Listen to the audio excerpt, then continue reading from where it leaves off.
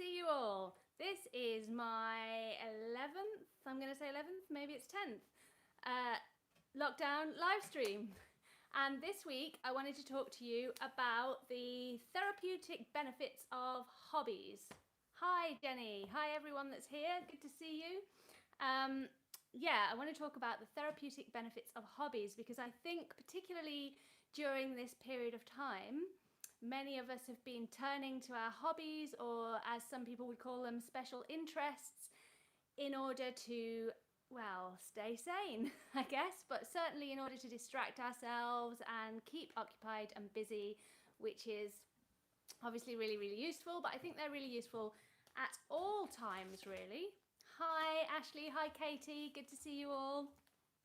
How's everyone doing? Is everybody okay? Still here? Still alive?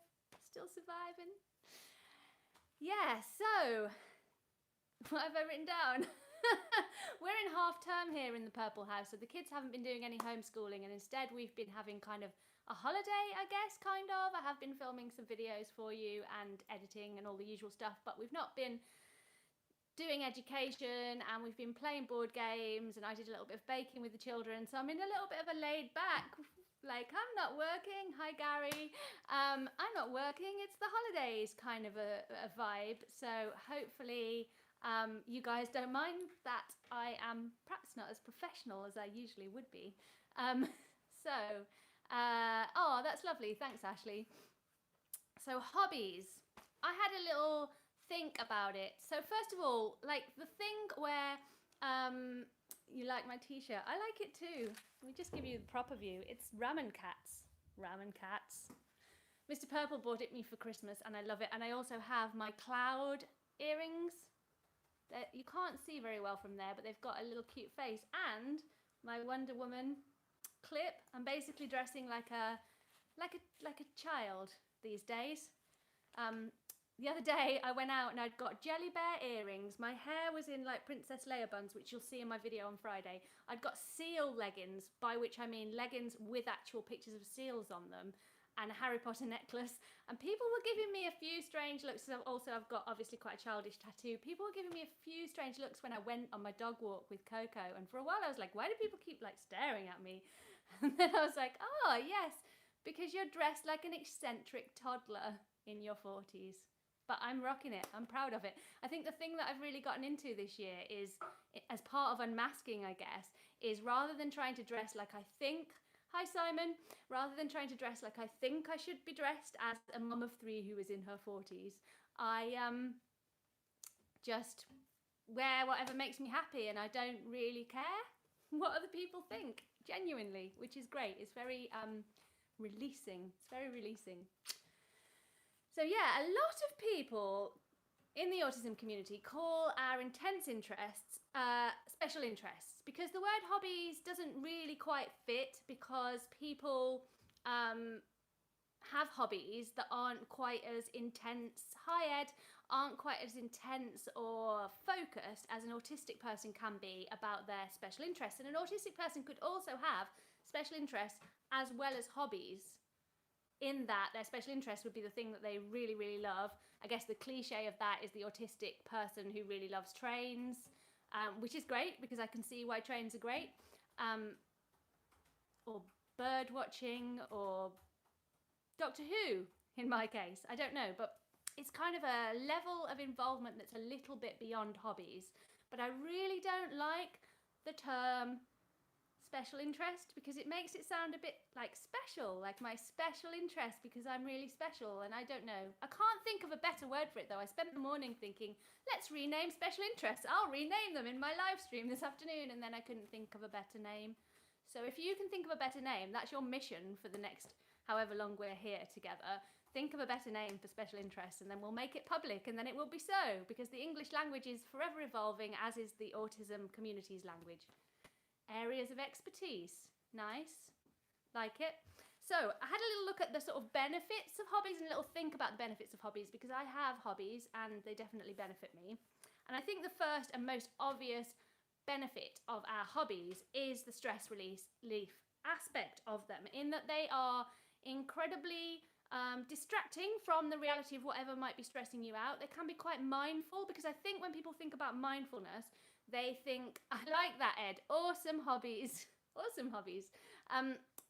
When people think about mindfulness, they think about like someone sat on a mushroom doing this. I don't know why on a mushroom, don't ask me. I always think that, doing this, doing mindfulness.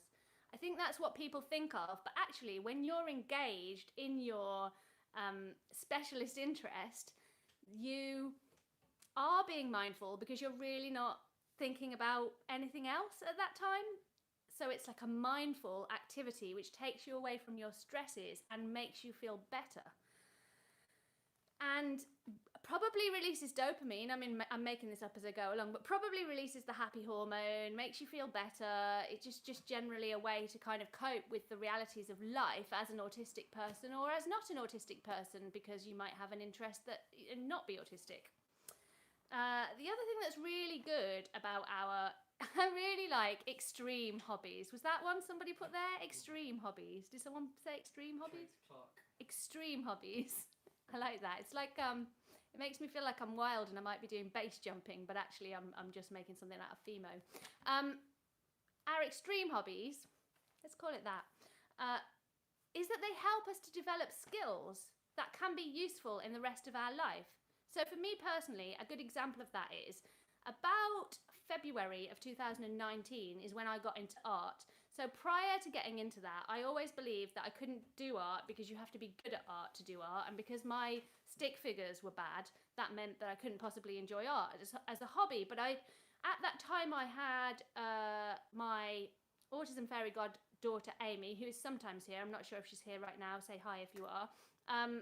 Is really into art. And so she taught me to draw a face, a person, and we sat together and she was really, really encouraging, and it was a really lovely hour that we spent together drawing this person. And after that I realized that I'd really enjoyed the experience of doing art, and that perhaps I could do art without being good at it, like that the end result was perhaps less important than the process. And from there I did a lot of drawing for about 5 months. I did loads of drawing. I've got an art book and I did loads of drawing on paper. And then in about June of that year, I got an Apple Pencil and I started to do digital drawing. And I must have got slightly better at it, I would imagine, during this time. I don't want to blow my own trumpet, but I assume that I got better at it. And from getting the Apple Pencil, I started to be inspired to draw autism stuff, self-care stuff, little comic strips. You guys have probably seen my Purple Ella and Coco comic strips that I put up on usually on Instagram, certainly on Instagram, sometimes on Facebook. And so having gone from this initial drawing session with my friend, I have gained a skill that's really useful for me in my business, in that I found another way to express my ideas and thoughts about autism through the medium of drawing, when perhaps I don't feel able to talk about something. Sometimes it's easier to draw it, so I've gained a skill. So hobbies can be really great for gaining skills that might then be useful in other areas of your life, for example. Well illustrated, Ella. Oh yes, I know, thank you. Yeah, now I'm talking to myself. Okay, anyway, moving on. They can also be incredibly useful for making social connections. And I think a really great example of that is definitely video gaming. So my eldest, Super Kid, is, well, all 3 of my children are into video gaming, but my eldest is particularly into video gaming. It's her favourite. I would say it's definitely an extreme hobby, and she just participates in it for sort of 2, 3, 4 hours a day, every day, and she loves it. But what's been really great about that is the social kind of currency and connection that that's given her. So when she's in school, particularly when she was in primary school, she wasn't struggling socially because all the children were into Minecraft and then Roblox and then Fortnite, and she was always ahead of the curve in figuring out how to play these games and how to do the best in these games. So she always had something to share, which gave her a social connection. And not only that, but she can play online with her friends, which gives her an ongoing social connection. It makes it easy for an autistic person who might struggle with what do I talk about to have something to talk about. So can I think of an example for myself personally, hobby-wise? Lego, yeah. I've been to Lego shows because, as you all know, I really love my Lego and it's one of my extreme hobbies. I wonder how many times I can say that and then it gets passed on and it becomes what they're called. I love Lego. I really enjoy them. And I have been to a couple of Lego shows. And what was interesting was the first Lego show we went to, all the kind of Lego nerds who were sat behind their tables with their massive Lego displays were talking to Mr. Purple rather than me, assuming that he was the Lego nerd. And then I'd start talking and they'd realise that it was me. But what was interesting was that I could go around these massive exhibitions of Lego and talk to all the people at all the stalls because we had this common interest. There was no concern about whether I was saying the right thing or doing the right thing or asking the right questions because we were just happily talking about Lego. And another way in which they are really great is the kind of boredom like activities that we do that are not necessarily good for us. So if I've not got a hobby on the go, then I will scroll social media like mindlessly, like Twitter and Facebook and Instagram for hours. Or I'll be checking the news way too often and freaking myself out about coronavirus. And this is not good for my brain. And I found, like right at the beginning of the pandemic, when we were all first locked down, I was definitely spending way too much time on social media and on the news. And it was definitely equating to me being extremely anxious all the time because I wasn't really being pulled by my usual hobbies. And also my usual hobbies were a little bit more like involved in that I had to do drawing or Fimo or Lego. I had to be feeling creative and I had to be feeling able to do them. And I wasn't feeling like that because I was freaking out about a pandemic. You know, right? You know, don't you? Yeah. So that's when I got into Animal Crossing. I basically invested in a Nintendo Switch Lite and a copy of Animal Crossing because it didn't require too much creative energy, but it was something that I could be doing that wasn't mindlessly scrolling through social media and messing with my brain.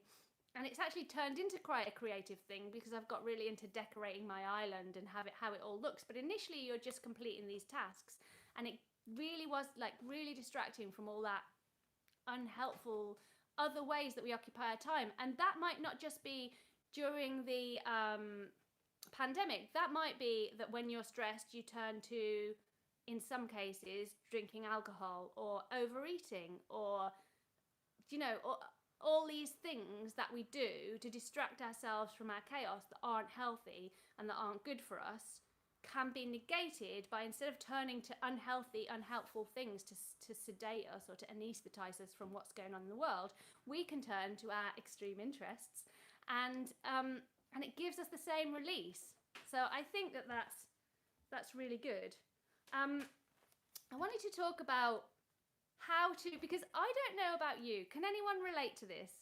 In the past, I've known that I've wanted to have hobbies, but my extreme interest has always been something that I'm working in. So in my 20s, my extreme interest was circus arts and dance, but I was working in those interests, so that was my job.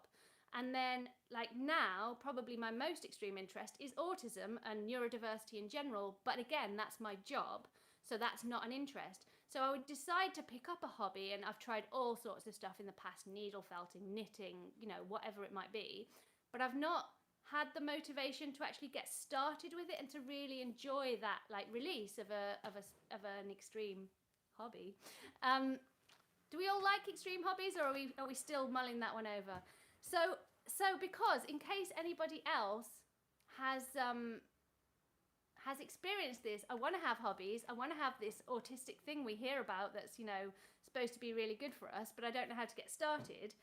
I would say that what I do now is I have a list of my hobbies on my phone, because that's where I keep all my lists. I use Google Keep, as you know. And by the way, if anyone wants me to make a specific Google Keep and how I use it video, do let me know, because I'm not sure whether to make it or not. Anyway, I have a list, and it's basically what to do in my free time. And then when I find myself not sure what to do, I can just look at that list and pick one, whichever one I'm feeling. So at the weekends now, when we're not home educating and we're not going out anywhere because we're in lockdown, I look at my list. And so this Sunday was a really good example of that, because I did some Lego. I built the ground floor of my house out of Lego. I was very happy about that. It even has a wall-mounted TV. And then I did some drawing and I did some baking. And then I did some video gaming because whenever I was like, right, I've finished that, what do I do now? I just looked at my list and picked one, which was really great. So that is everything that I have to say on the topic of the therapeutic benefit of hobbies, or as we are now calling them, I think, extreme hobbies, autistic hobbies. Some of you are asking, I can see there, why can't your hobby be your job? Let me get started on that. That's because, for me, it's not that my job isn't my interest or my hobby. It is. Like I said, right now, autism is my main interest. It's the thing that I find myself thinking about the most. But because it's my job, if that was the only interest that I'm not saying that it's not my interest. I'm saying that I need other hobbies alongside that because, so for example, in the last 2 weeks, because I've been doing really, really well with the whole Purple Ella thing, you know, I've been doing the live streams and the weekly videos and the purple people and the stickers and the stickers. I was wanting to show you the stickers. I've got the stickers. I have started to feel a bit burnt out because I'm just thinking about it all the time and I need to switch off from work and I need an interest that helps me to switch off from work. So if my interest is work, I need something to switch off from my interest too. So I need multiple interests. Does that make sense? They are, can you see? Yeah. Somebody's fetching my stickers. Would you guys like to see the stickers? I'm very excited about the stickers. Some of you who are in the Purple People will have received your stickers already, which is fantastic. People have, do you want to say hi? Everyone say hi to Wonder Girl. Doesn't she look nice today? She's such a diva. Yeah, so some of you have received stickers. If you are in the Purple People and you have not yet asked for your sticker, you should email me, ella@purpleella.com, saying which sticker you would like and what your address is, and I'll get it into the post as soon as possible. So these are my stickers. Oh, that's upside down. This is Coco. Look how cute. And this is my Purple Ella girl. And it says Autistic across her t-shirt, so that's quite a good autism awareness sticker as well. These are, I don't want to promote them really particularly. I should promote them. Mr. Purple's like, promote them, tell them how much they are. These are £2.50 each, with £2 postage and packaging on top of that. So if you are interested in one of these stickers, do email me, ella@purpleella.com, and let me know that you would like a sticker, and I'll let you know how you can pay for a sticker. And if you're already in the Purple People, you'll get one for free. And if you haven't yet joined the Purple People and you do join, you will also still get one for free. Whenever you join the Purple People, as long as I've got stickers, you will get a free sticker. Additionally, I wanted to because some people are having a bit of a hard, I've had a couple of messages from people who are like, I don't know how to join the Purple People. I'm really sure that on my YouTube page, you know, my actual channel page, next to the subscribe button, there is a join button that you click and it tells you all the details about joining. Can somebody let me know whether that is the case? Because that's what I've been telling everybody. So I believe that that is true. Anyway, moving on. Does anyone have any questions before I move on to the next Blue Peter section? And also at the end of the video, don't leave before the end of the live stream because I'm going to do something different next week. I'm not going to do my usual format of live stream because sorry, Mr. Purple accidentally clicked something on his phone and it made the noise. I'm not going to do my usual thing because I think it's time we mix it up a little bit, and maybe this has gotten a little bit old now, and so I'm going to do something different, but I'll tell you about that at the end. So, have I got any questions? Yeah, Genevieve's asking 2 questions. Any tips when parents make you mask, and also any tips for when parents suppress stims? Parents making you mask? What now? And suppressing stims. I think the stims one is a slightly different one. Parents making you mask is, I would imagine, coming from a place of love. Some neurotypical people have a hard time with what autism looks like, and they may believe that they are acting in their child's best interests when they ask them to behave more typically. They may believe they're trying to help them to fit in the world and not stand out and not get bullied and not be different. But as you know, I am all about let's be different, because we're not actually different. We're our autistic selves, and that is different but not less, and there are lots of us, so it's okay to be us. But I would say that is where your parents are probably coming from, because my general assumption is that parents are all parenting with love. We all love our children and we're trying to do the best by them. Does that make sense? So I would say the best approach in terms of masking and persuading your parents that that's not how you want to live is to show them videos about masking, to help them understand the concept of masking and why masking is bad for us. In that, masking is bad for us because it causes us overload and burnout, and it doesn't make us feel good. So if you can get some videos, I have made one, I'm sure that other YouTubers have made them, about masking, or even blog posts if they're more likely to read than they are to watch, to show them why masking isn't healthy and have a conversation with them about how masking feels and how it's bad for our mental health. And I would hope that parents who are loving and supportive from that point would realise that it's not actually the way forward. But a lot of neurotypical parents, and I understand this because I am a parent of autistic children, and I have been in support groups for parents of autistic children, and I have done courses for parents of autistic children, and there is a certain amount of we should be getting our children to fit in going on over there in that corner, and they just need persuading otherwise.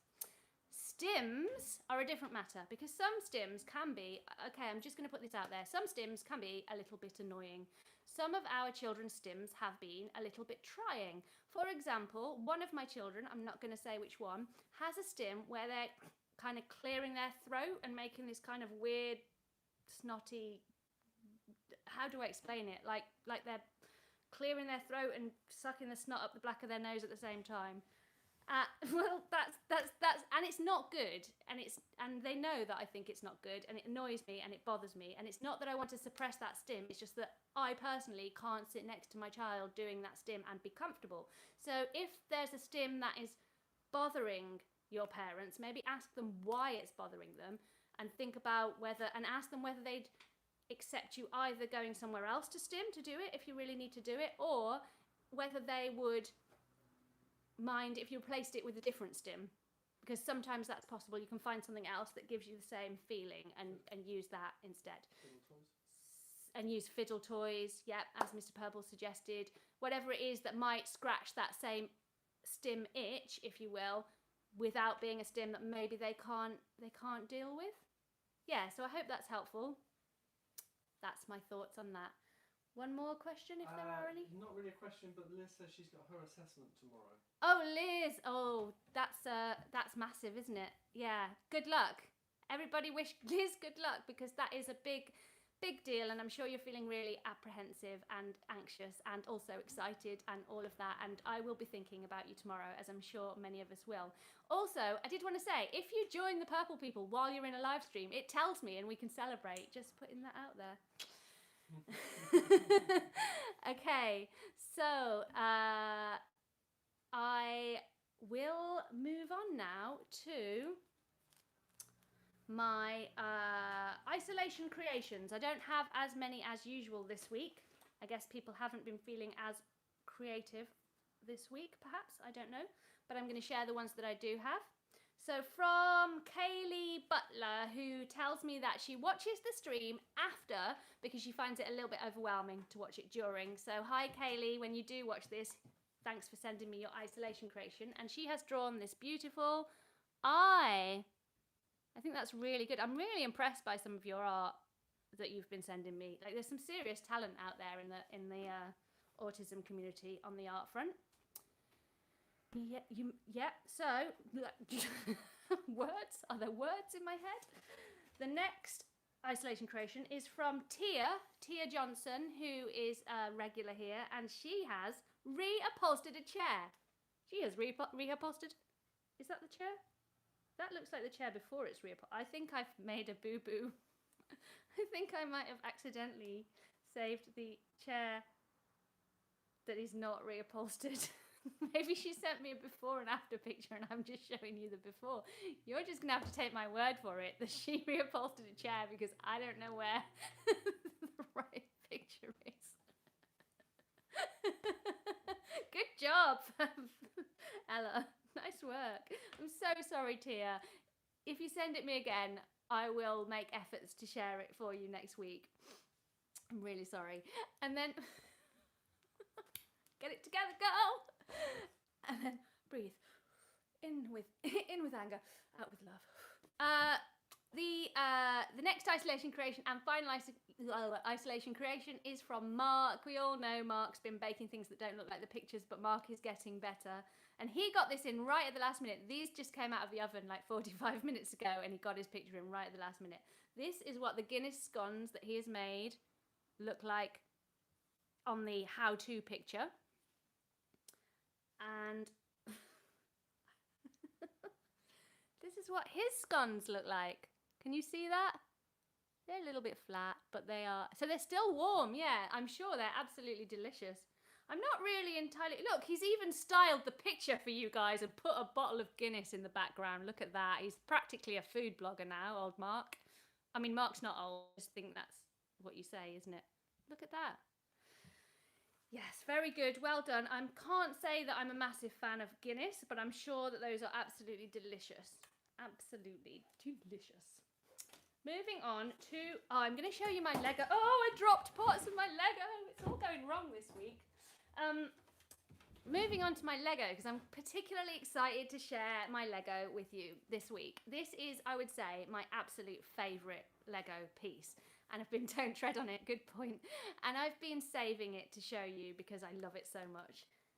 So you guys, if you are regulars, will know that I am a massive fan of Doctor Who. Of all the geek world things that I love, you know, Ghibli and the Marvel universe, Doctor Who is my absolute favourite. I don't know why, there's just something about it that I just love. And I have got the Lego Tardis. So the Lego Tardis is a little bit confusing because you get the inside of the Tardis to build and then you get the Tardis to build. So this is the inside of the Tardis. And it has a little Peter Capaldi, not a good doctor, boo. And Matt Smith, best doctor there ever was, yay. And it has all the controls as they are in the TV show. It is bigger on the inside, it is definitely, thanks Catherine. A little set of steps, just think it's sterling. And it actually does attach to the TARDIS. It has a little thing here that attaches it to the TARDIS, but I'm not going to do that because I'll probably break it here live on the channel and then I'll cry. And you, although crying, maybe crying, you guys can cope with a bit of crying, but I'm still going to leave it alone. Anyone who says Capaldi was the best, I mean, I don't want to say, you can love whichever doctor you want to love, but I wasn't a huge fan of Capaldi's doctor. I liked my doctor a little bit more whimsical, I think. And the whole Sonic sunglasses, no, just no, Sonic sunglasses, no thank you. And then this is the little Lego TARDIS. Look how awesome it is. It doesn't open, I don't think. Does it? No. Does it open? No, we shouldn't do that. We shouldn't go there. How cool is that? And then, it also came with two... Oh my God! Breaking Lego. Oh no, it's all falling apart.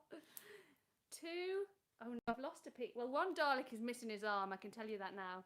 2 Lego Daleks, one with a missing arm. I have had this a few years and it hasn't been looked at. And a Lego Weeping Angel. Terrifying. Don't look away. Now you can look away. I probably geeked out a bit there, didn't I? I love Doctor Who, can you tell? Yeah, so I need a Doctor Who t-shirt. That's what I need next. Definitely, but not like a big baggy one. All the geek t-shirts are always big baggy t-shirts designed for men because there are no women that are geeks according to merchandising. Anyway, moving on. No, before I move on to the next thing, have we got any more questions? Catherine's asking, how are you coping with the confusion? Lockdown confusion. I said yesterday on Twitter, I did tweet. Does anyone here follow me on Twitter? I am at Purple Ella on Twitter, and I did tweet that I'm not sure. People keep talking about when the lockdown's over, but I'm not sure when the lockdown will officially be over. And with things starting to open, it doesn't feel quite so lockdowny anymore, although it is for us because we're not going anywhere because I'm vulnerable. And so, yeah, so next week some shops are going to open. More shops are going to open. And then there's something about bubbles, family bubbles, joining with bubbles. I've actually not been paying as much attention to it this week because it scares me. Can we, yeah, I don't know. Does anyone know what's actually happening? How are you coping with it? How am I coping with it? I'm coping with it by not thinking about it too much. That's my first plan of attack. As I've said lots and lots of times, by only dealing with and thinking about things that I can control, and I can't control those things. By just trying not to freak out. Hi Rose, nice to see you. Trying not to freak out, trying not to think about things that I can't control, only checking the news periodically, and actually less often than I used to, I would say, which is why I don't know what's going on this week. We've been on holiday. And by being busy, I've been busy working. So yeah, it's stressing me out. It is stressing me out. I'm going to admit it's stressing me out. What's stressing me out the most about it is not knowing when to start doing things because I'm vulnerable but not shielding. Does anyone have any answer to that?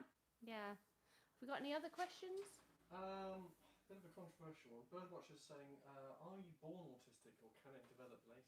Are you born autistic or can it develop later? You're born autistic. Simple. Boom. Boom.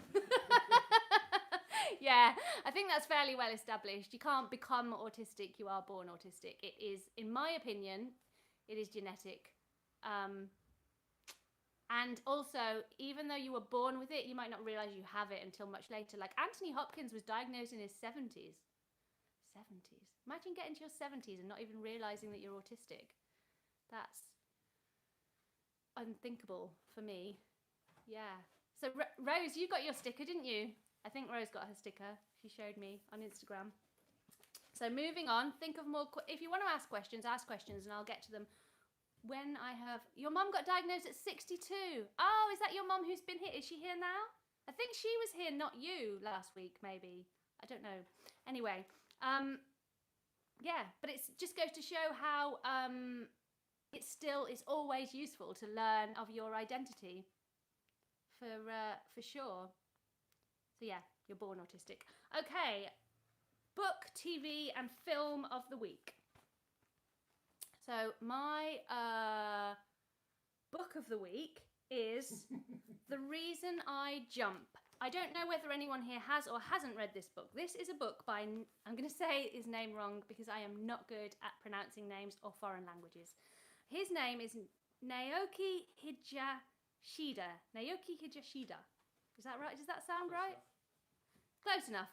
And he wrote The Reason I Jump when he was 13 and I believe non-verbal at the time, to explain the reasons behind his autistic behaviours. Things like the reason that he spins, the reason that he jumps naturally, but a whole bunch of other stuff. It's quite a short book and it's quite an easy read. I read it about 3 years ago and I really connected. What was interesting was that he would have been described at that time as severely autistic.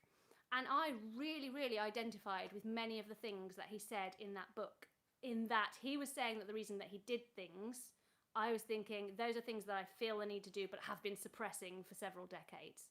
And he actually wrote a follow-on book, which you read, didn't you? That was a number. Does anyone know what his follow-on book was called? I think it's a number. That was actually a real turning point for Mr. Purple in terms of his understanding. I don't know whether he read it or he heard some extracts from it on the radio, maybe, but I think that was a real turning point for Mr. Purple and his understanding of autism, which was obviously really useful for me as his autistic wife. So yeah. Hi Katie's mum, good to have you here. I love having the multi-generational viewership. Gosh, that was a mouthful, wasn't it? The TV show of the week is something that Mr. Purple and I started watching about a week ago, and we are really enjoying it. It's the Ozarks. Have any of you guys been watching the Ozarks? It's just called Ozark, is it? It's just called Ozark.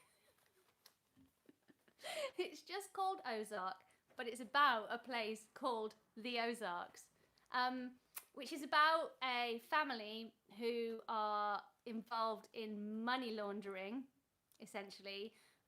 It's on Netflix. Yes, it's on Netflix. And I think there's 3 seasons on there. I love that. Don't you love that when you find a new TV show and realise there's multiple seasons and it's going to keep you going for weeks? I really enjoy that. We do take time off once a week to watch the latest episode of Killing Eve, but we're basically watching this at the moment, and I really highly recommend it. I think it's brilliant. It's got What's the name of the actor in it? I don't know. I really like the main actor in it. That's helpful, isn't it? He's the man, you know, the man with the hair and the nose and the eyes. He's an actor. Yeah. Yeah, so that's the Ozarks. And then my film of the week is another Ghibli film. I love Ghibli, and they're on Netflix. It used to be, before Netflix had Ghibli films. Have any of you watched the ones I recommended? Have you now? Before they put the Ghibli films on Netflix, the only way to watch them was to buy the DVDs. You could not stream them. Jason Bateman, thank you. Thank you, Miko. Thank you. The only way to watch them was to buy the DVD, so it was really hard to watch Ghibli films. And now, there loads and loads of them are on Netflix, so I'm recommending loads of them because I really love them. And the one that I'm recommending this week is Whisper of the Heart, which is a lesser-known Ghibli film that I watched with Superkid last week. And it's not, most Ghibli films are very fantastical and lots of crazy, fantastical, supernatural or fantasy things happen, and Whisper of the Heart isn't like that. It's about a young girl who is very, very nerdy and really academic, who meets a boy who is a violin maker, and it's about their kind of falling in love story, and it's beautiful and gentle. And what I really enjoy about Ghibli films is they feel like a massage or a mindfulness session in a movie. I always feel really relaxed because I think because they're not big, flashy, loud, noisy films like Disney or Marvel, which I also love, they're kind of a little bit more low-key and laid back, and the animation is really gentle and really beautiful, and the soundtrack is usually really gentle, and they just make me feel warm and cozy and like I've had a massage, which is good because I would never like an actual massage because touching by a stranger, no thank you. So that is The Reason I Jump, The Ozarks, and Whisper of the Heart.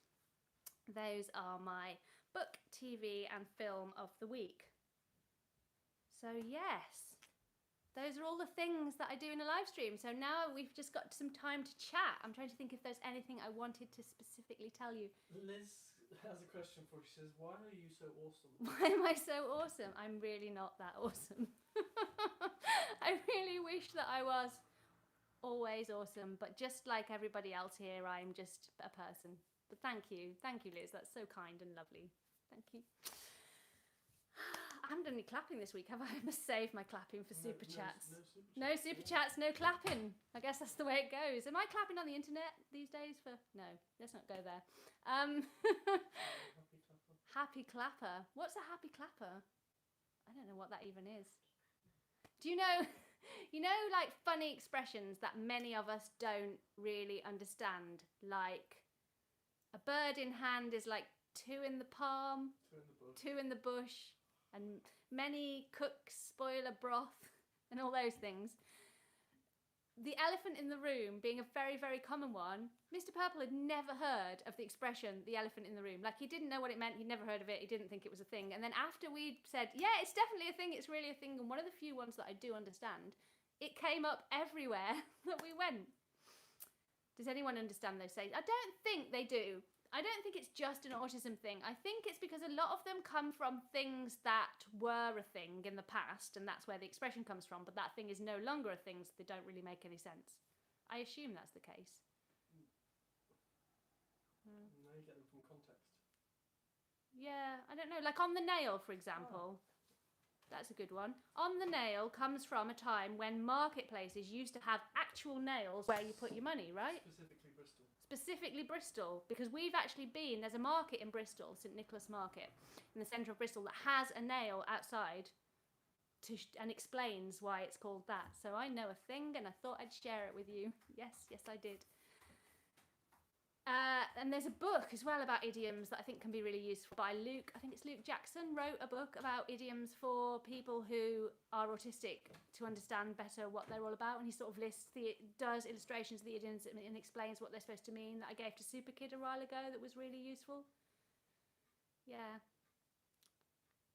Any other questions? No. No, nobody's got any questions. Nobody has any questions. I'll have to tell you a story. What can I tell you about now? Do you want to hear about what Mr. Purple and I did when we got married?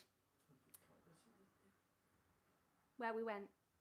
Have I watched the A Word? Yes, I have. And if you check out last week's live stream, we talked about the A Word. I think probably as much as we need to talk about the A Word, maybe. I don't know. I'm not sure. But yes, I'm watching it. I've watched it. I've watched the most recent series. So yeah, I don't know how many of you know this, but before I was a YouTuber, I was a circus artist. So when I was younger, I was really into dance, and then I think I've explained this in one of my videos, and then I ended up getting into circus and I became a circus artist. And before Mr. Purple and I were married, I went to circus school for a year, full-time circus school, a circus school in Bristol called Circomedia, and I did acrobatics and juggling specifically at the circus school, but I also did a little bit of aerial, like trapeze and cordless and silks, because I really enjoyed them. So when Mr. Purple and I got married, we got married at a time when we really didn't have a huge amount of money. So we got married at the local registry office, and then we all just went to a local park and had like a circus hangout. We'd asked people to come to the wedding in fancy dress. So we had someone in a monk costume, and one guy wore a black and white suit with a big black and white hat, and a bunch of one girl dressed up as a cat. We had like the most motley circus fancy dress wedding that you've ever seen. Like, someone came over to our wedding party in the park and asked if it was a festival and whether they could join in, and we were all juggling, and there's wedding photos of me doing acrobatics with Mr. Purple because we used to work together. I should share some of those photos in some medium, maybe on Instagram, at Purple Ella and Coco, if you'd like to see that. And after we got married, what we did was, rather than having wedding presents, we asked people to give us money because we bought a VW transporter van, and Mr. Purple converted it into a live-in vehicle. So it had a bed, and it had the cutest little cupboard, and we had a camping stove because where we were going was going to be warm, and I made curtains that had pockets in them where we could store all our clothes. And we went travelling right after we got married. I think a week later we left, and we went travelling. We went to Rotterdam, we went to France, and we went to some circus festivals in France, and we went to Spain, and we ended up in Spain in a little village where one of my friends was living, going into Barcelona, where you guys might not realise this, but in Barcelona there were at that time circus squats. So circus artists had squatted empty, unused buildings, taken care of the buildings, rigged trapezes and got loads of mats, and you could go there and train. So we were going into Barcelona and training at the circus squats and performing with our friends. Oh, okay, Simon, good to see you. Take care.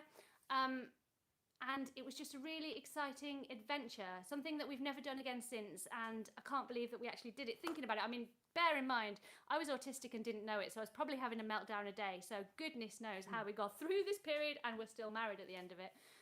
But it was just a really exciting adventure that I think we can always look back on now. And I feel like one of the things that I do feel like is, even though in some ways I'm sad that I didn't know that I was autistic and I missed out on that support, I might not have thrown myself into these crazy ideas that I had, these crazy adventures, and have this life now, this life history that I feel like I've really lived, which gives me the sort of richness of experience which helps me do what I do now.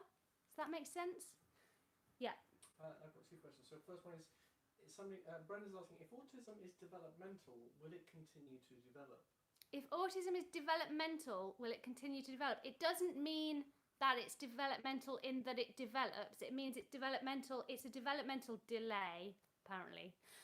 It means that it's something that affects the way that you develop, so you don't develop in the same way as everybody else, rather than it's something that will develop. So it won't develop. It won't get. It might. I mean, I can't say it definitely won't get worse. It won't develop, but it's not like progressive, like you think of as some illnesses. Not that autism is an illness, because it's not. And Jake is asking, do you take any medication for meltdowns? Yes, Jake, I do.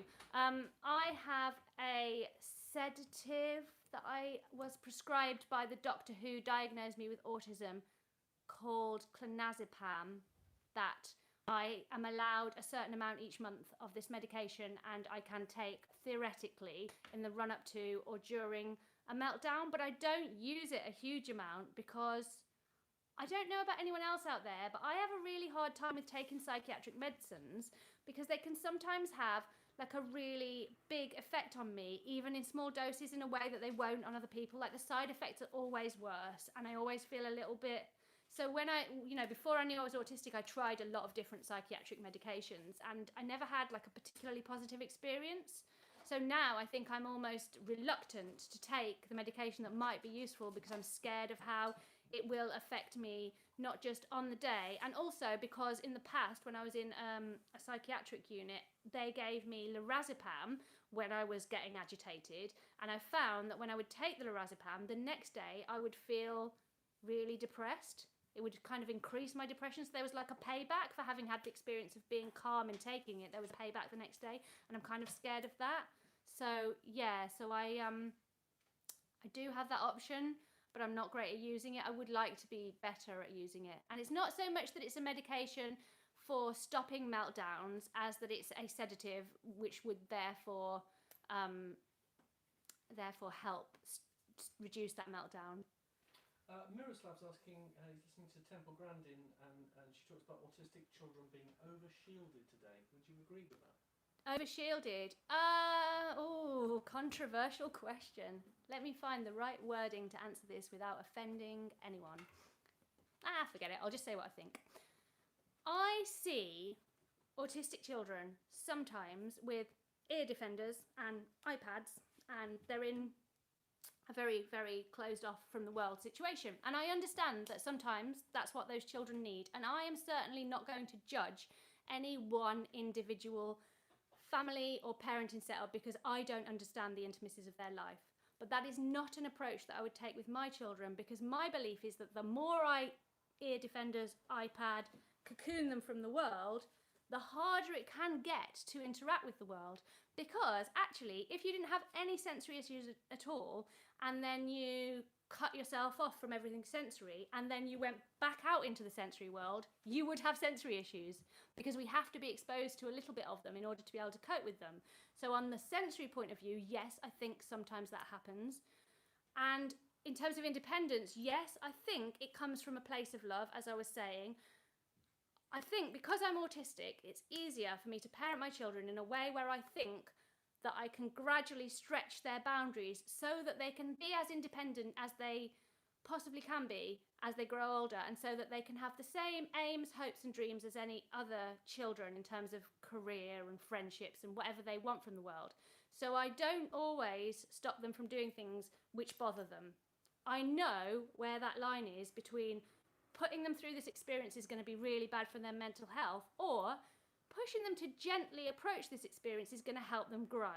And because I'm autistic, I can kind of gauge their reactions as to where that line is. Not every time, I've not always got it right. There's been times where I felt that I shouldn't have done, and times where I felt that I should have done. But yes, I would say sometimes it happens out of natural love and wanting to protect their children, that some people parent their autistic children in a way that isn't necessarily going to lead to the level of independence that that child might have been capable of.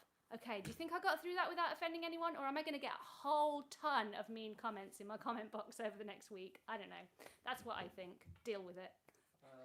God, I got feisty lately, didn't I? I think isolation's been good for me in that I've been unmasking, and it's made me feistier. Catherine asks, are your sensory issues heightened from spending more time at home? Are my sensory issues? I think that's something that we're going to deal with when we start going back out into the world. I haven't noticed that my sensory issues are worse now because I don't go anywhere apart from my house and walking the dog. So I haven't had to deal with stuff. Next door did like some loads of drilling at one point last week, but I think that would have bothered anyone, sensory issues or not, because it was really, really loud. So I think it's possible that we will experience heightened sensory issues when we start going back out into the world. And what I've just said about autistic children really stands in that we need to gently and gradually expose ourselves to some of that so that we can cope with the world. Yeah. Mary asks, what do you think about gaming addiction? Gaming addiction, interesting one. It's one that I have thought about because, as I've said, one of my children really loves gaming, and I'm always one to make sure I analyse everything that's going on in this house. I think that gaming addiction is a thing. I think gaming can be quite compulsive because, much like any other addiction, you play the game and it gives you that dopamine hit, and you play the game more and it gives you that dopamine hit. by dopamine. For those of you that might not know, it's the happy chemical that makes you feel all yay. So it would make sense that if you find yourself in a situation where you can't stop doing that thing because you're too hooked on the dopamine hit, that would be classified as an addiction of sorts. And so I have actually looked at the list of signs of gaming addiction, and one of them is playing games whilst lying about playing those games. So being like, oh, I'm not playing video games, I'm doing something else tonight, and then going off and playing video games, or getting up in the middle of the night to play video games when you should be sleeping, or basically playing video games when it's not in your best interest or you're hiding it from people is, I think, the big kind of warning sign. And then video games getting in the way of your regular life, like you're not choosing to hang out with friends. I'm not saying you have to hang out with friends, or you're not choosing to what you would normally enjoy doing because you are choosing to game instead. So yeah, that's what I think about gaming addiction. So yep. Jack was any tips on making friends as an adult and then as a young adult? Tips on making friends as a young adult. Yes, there are. I think a really good route into friendships as an autistic young adult is through your interests. I don't know what you're into, but whatever it is you're into, there is probably some level of social aspect to that, be it real life meetups or online forums. And I think that's a really good starting point, because you're starting to meet people based on something that you share with them. So if all else fails, you're always going to have that thing. So for example, for me, when I was first diagnosed as autistic, I didn't have as many friends as I've got now. And one of the first things I did was go to a board gaming night, a weekly board gaming night. And that really helped me to cement a friendship with someone that I'm now really good friends with. Because to start with, I didn't have to do too much socializing. I just had to do the gaming. There's a website called Meetups where you can find people in your local area that are meeting up through a particular interest, even if that's going out for a meal or gaming or archery or whatever it is. There will be a meetup group for that, and that's a great way to find them as well. I'm sure I'm seeing other people. This is one of the things I love about these streams, is seeing other people in the comments also helping out with these questions. So yeah, that's really lovely. Right, if we've got one more question, I'll answer it, otherwise I'm going to move on.